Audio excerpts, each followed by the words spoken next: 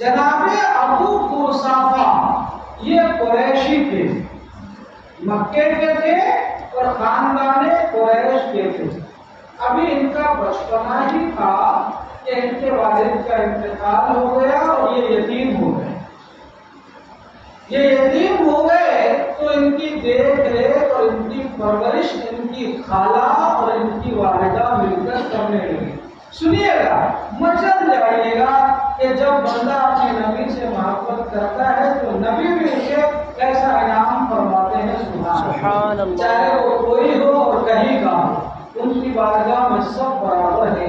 نہ کالے کو نہ گورے کو کالے پر فوقیت ہے، نہ عربی کو عجمی پر فوقیت ہے، نہ لمبے کو ناٹے پر فوقیت ہے، نہ طاقتور کو کمزور پر فوقیت ہے۔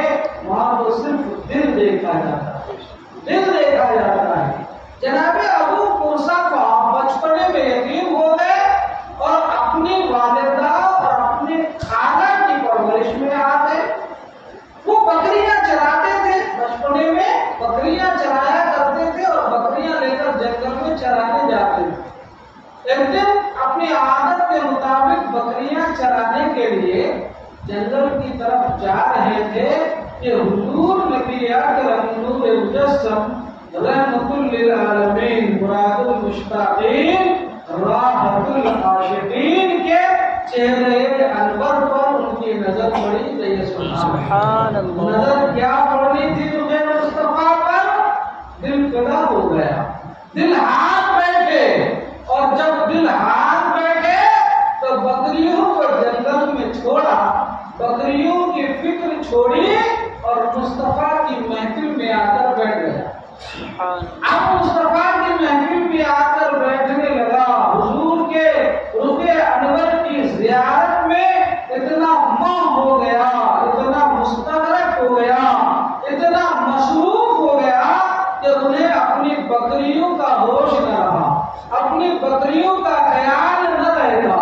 اور جب وہ بکریاں یوں ہی چھوڑ دیتے تو وہ چراگاہ میں ڈھنگ سے گھاس بھی نہ چر پاتی۔ کچھ دنوں میں وہ بکریاں سوکھ کر کانٹے ہو گئی، ہڈیاں ہو گئی، اور ان بکریوں کے تھنوں میں دودھ باقی نہ رہا۔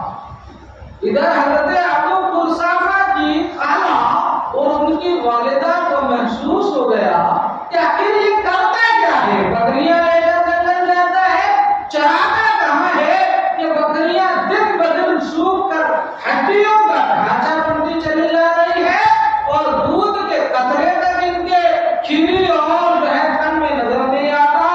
ایک دن انہوں نے سختی کی کہ تم آخر کرتے کیا ہو اور جو ہے کہاں تم رہتے ہو؟ بکریوں کا یہ حال کیا ہوا، کیوں ہوا؟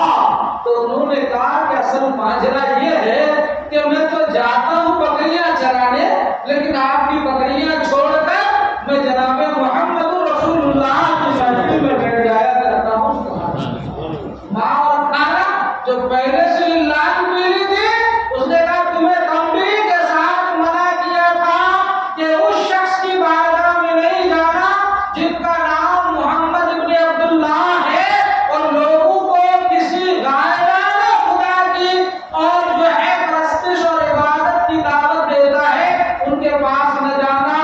آخر تم نے وہی جرم کر بیٹھا۔ ماں اور خالہ نے سختیاں کی تو اس دن جو ہے گیا مرجھایا ہوا اور حضور کی بارگاہ میں جا کر اپنا جو ہے درد حال بیان کیا تو حضور نے مسکرا کر فرمایا، اچھا ابو قرصافہ یہ بات ہے، تمہیں میری محبت کی سزا مل رہی ہے، لا بکریاں بلا کر، بکریاں بلا کر لائی گئی۔ حضور ہاتھ پھیرتے گئے، بکریوں کی صحت لوٹتی گئی اور تھن دودھ سے بھرتا گیا، برسا گیا۔ اب وہ بکریاں لے کر شام کو واپس گھر پہنچے۔ جب خالہ اور ماں کی نظر پڑی تو فرد حیرت میں ڈوب گئی، لیکن کچھ کہیں نہیں۔ ایک دو دن پھر گزرا تو محسوس ہوا کہ ابو قرصافہ پھر وہی